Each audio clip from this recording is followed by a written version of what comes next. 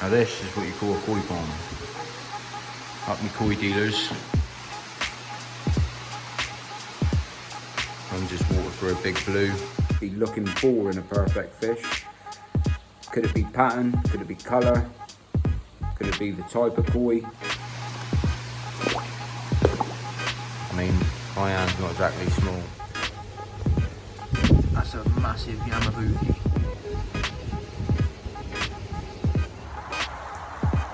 This is the place to be. Overall, most importantly out of everything, is water quality. One perch, one gudgeon, and a couple of minnows. Look out now then. Hello everybody, welcome back to James the Koi Whisperer. So coming up in this video, basically I popped up my koi dealers just to basically give you a bit of a viewing of his pond, because there's a few people asking I do a little bit more videoing up there. I also popped down my mate's house over this bank holiday weekend, showed you a little clip coming up of that in this video. And basically right at the end of the video there's a little bit of me talking.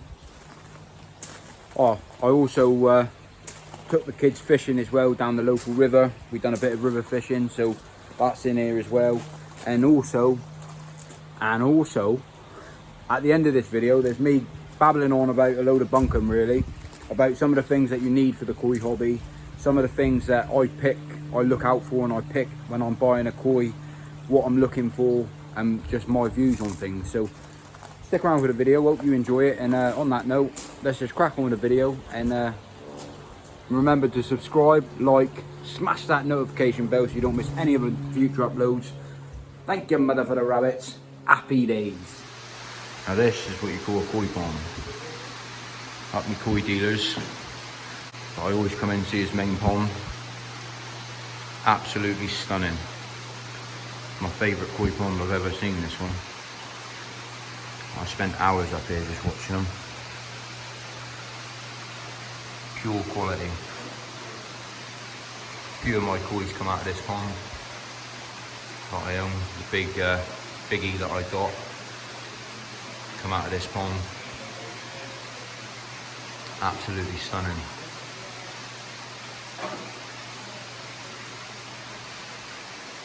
It's a dream pond, to be fair. 20 foot in length. What's this one here, Chris? Is it 20 by 16? This one here 20 by 16, something like that?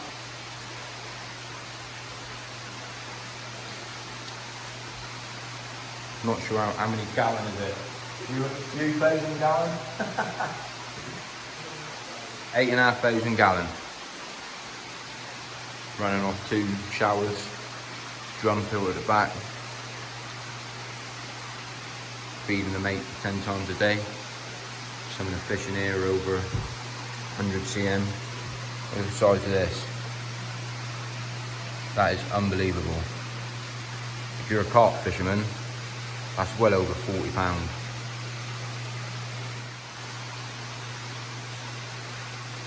I could literally spend hours here. Just walking around here the side. I'm just water for a big blue. Backy showers at the back. Running off drum. Hell of a setup. I just love all this natural moss. Everything growing up in here, backy house media.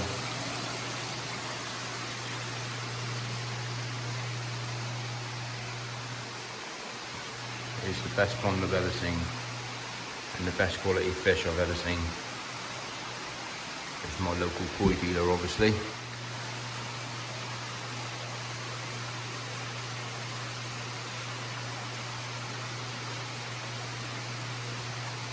Absolutely stunning.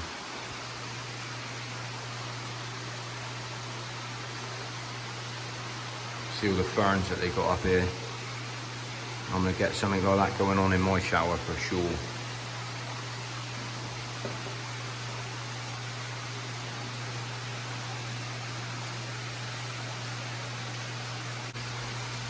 This is my favourite shag I've ever seen. Proper friendly. I like all the Japanese theme that he's got going on here as well. It does look proper nice. Listen to this thunder, guys. Crazy stuff. Wouldn't like to be out carp fishing in this weather, I tell you that. I'm glad I'm sat in the comfort of my conservatory, just chillaxing with a koi. Brutal, absolute brutal.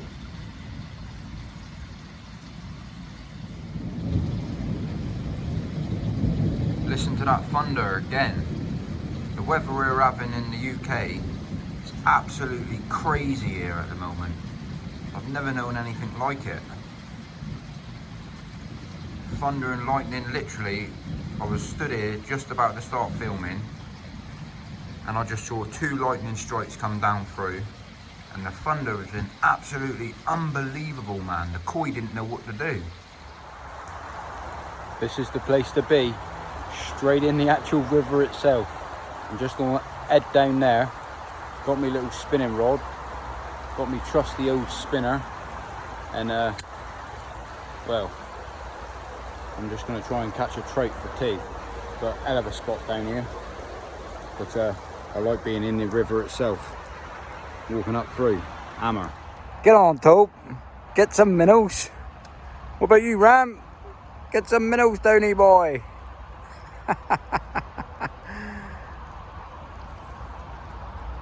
Good catch, Jake.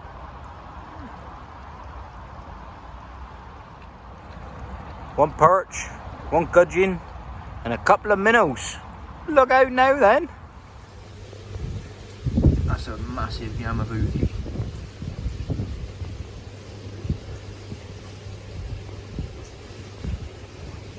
Lovely chag.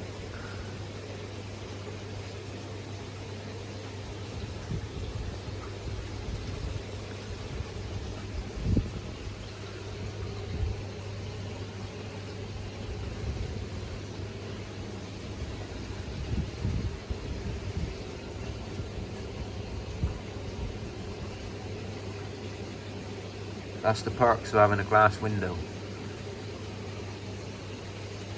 Stunning.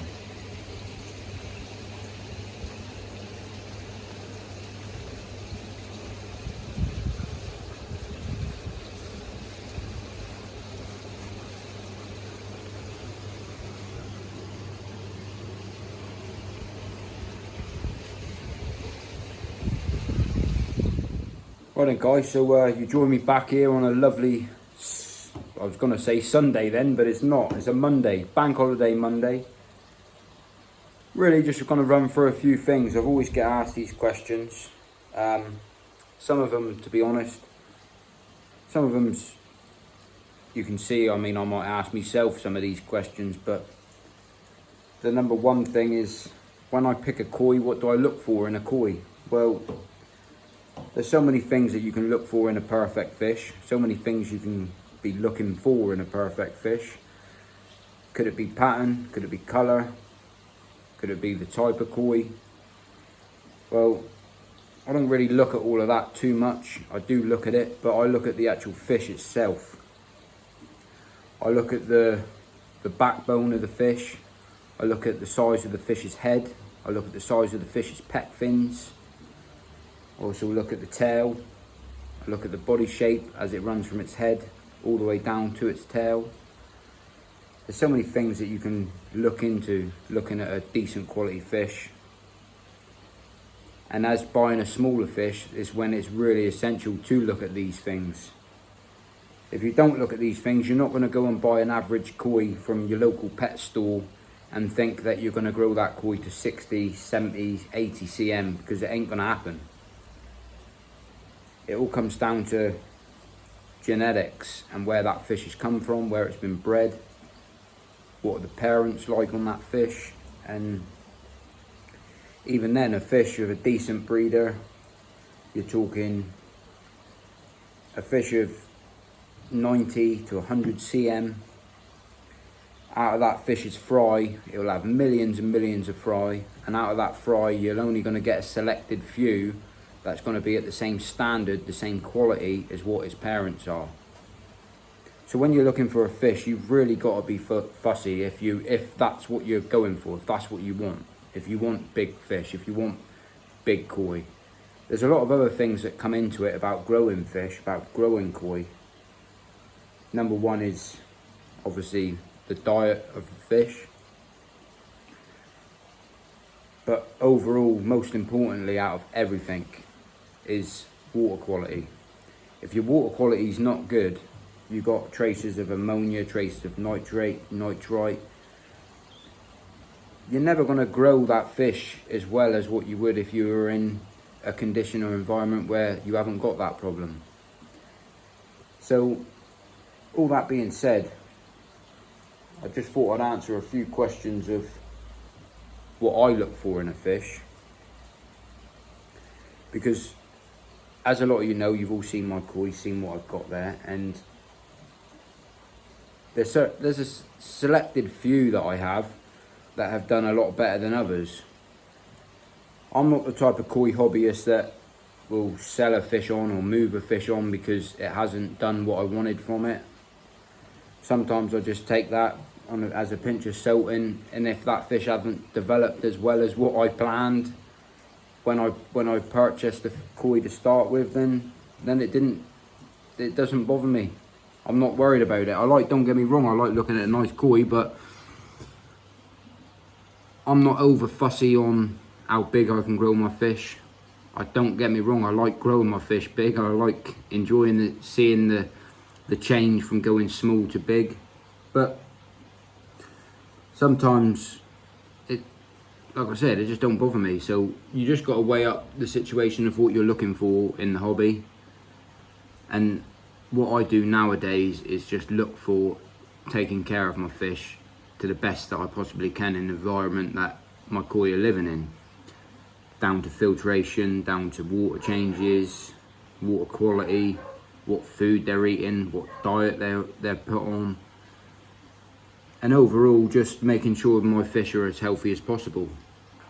All comes down to what you want from the hobby. And for me, I just like sitting in the garden, listening to the sound of the water, chilling out with the fish, hand feeding them. That there's really good when you can hand feed your fish and you get going good at that. They absolutely, you get your family involved, your kids gets involved, even my wife gets involved now, and she loves it. But the things you got to remember is you can't just fill up a pond of water and leave it and think you can buy yourself a small little pressure filter and think that there will be fine, and why are your fish dying, or why are the fish flicking all the time, or why have they got red fins? It's because the water quality is not good enough. So there's a few things that you actually really, really need in a koi pond. And the number one thing that you need the most is a water testing kit. Doesn't matter if you've got a goldfish pond, any sort of pond whatsoever. If you keep livestock in it, you need to get a water test, because if you haven't got a test kit to test your water, you're never going to know what the issue is, because clear water does not mean that water is healthy. Something that I found out a good 3 or 4 years ago. I used to keep my water completely polished, sparkling clean, and I didn't realise that just because it looked clean didn't mean it was actually good and healthy for the fish. So a water testing kit is one of the most important things that you need to keep any fish, no matter if it's a tank, goldfish, pond, lake, whatever water that you keep, you need to make sure that the water quality is good and where you need it to be for adjustments, and the only way of doing that is a test kit. So the number 2 most important thing that I recommend that is needed is a microscope. When you first start out the hobby and you think, oh, the microscope's going to set me back on average roughly around £100, you can get a pretty decent microscope for £100, 115. There's a good couple out there. I can't remember the makes at the top of my head, but a lot of people can go out and they spend £100 on a fish and not worry about it, or £50 on a fish and not worry about it, After having that fish for 3 or 4 weeks, the fish starts getting ill, starts flashing around, and you've checked your water because you've bought yourself a test kit. And then you're thinking, well, why is my fish sat on the bottom, not moving, not doing anything? Well, there's a reason for that. It could be water related, that the quality of water is not good. It could be a number of things, but you need a microscope to check to see if it's parasite, because a parasite will cause you major problems. And the only way that you can test for that is a microscope. Learning how to use a microscope is a different story altogether. It's straightforward to do, but it's just, for a lot of people, it's like, I haven't got a microscope, so I can't check. Well, it's something that's needed, to be fair. It's one of the most important bits of equipment. And this video really is just to show you some of the things that you might need in the hobby itself. I would have said those 2 things are the most important things. You will need a net and a bow. You don't have to specifically have a koi net or a koi bow. You can use, I mean, for years I used to use, as a fisherman, I went down the local tackle shop and I bought a pan net, and it was only 20 inches wide. It wasn't really big enough, but it done the job. I used that for ages, but I made sure that it was a brand new one. I didn't use an old fishing one that you've took to a fishing lake and you could have potential parasites all over it. I bought a brand new one. Same again with the bow. I thought I couldn't justify spending, the bow that I've got now is £35, but I couldn't justify spending £35 on a plastic tub just because it's blue and it's got a measuring strip at the bottom of it. I couldn't justify it. So what I did, I bought a very useful box for £13, and it was blue, and it done me the world of good. I put a tape measure in the bottom of it if I wanted to measure my fish. But the main reason for the bow itself is to inspect the fish, to treat the fish. So that's something else that's needed, because no matter what, one stage in your life of keeping fish, you will need to treat the fish, whether it be through the fish gets ulcers, whether it be through the fish has knocked itself against the pump and scratched itself. You will need a paramedic kit. You will need a kit that will allow you to have things such as ulcer swab, tamidine, propolis, which is a wound seal. If you leave all these things completely untreated when you see them in the pond, in a pond there's good bacteria and bad bacteria, and if you don't treat an infection on a koi, what will happen is that koi will get infected. It's no different to the likes of us. You know, if you went out for a night out and then you cut yourself on a glass bottle, you didn't put nothing on it whatsoever, there's a high chance, no matter what you do for a day job, but there's a high chance that cut will get infected. Well, it's no different to your fish. If you don't put anything on it, then that cut will get infected and then just cause you more problems when it gets into the koi's bloodstream. So that's another thing that's needed, is a koi bow, koi treatments, like a paramedic kit. A lot of these things you can pick up cheap. I didn't buy all of mine at the same time, but over the winter when I wasn't, you know, I'm not feeding as much, so the food wasn't so expensive, I would just buy myself little bits as I went through the winter. And it's like any hobby. There's not everybody can go out there and spend £100 on a microscope, £35 on a koi bow, £60 for a koi net, £15 for koi treatments that you need along the lines, £30 for a water testing kit. But there's a lot of these things, once you get them like a water testing kit, you'll be able to do 200 tests with one kit. So that £30 will give you 200 tests. Once you've got your koi net and your koi bow, once you've got it, you've got it. So don't go out and think, oh, I've got to buy it all at once, because I didn't have the money to do that. I've got kids and a family, I didn't have the money to do that. So what I was getting at is just like, do as much as you can, because I always get asked these questions. That's why I thought I'd just put it all into a quick video for you. It's probably me babbling on a load of bunkum, but I don't come across as that type of person that tells you I just advise you.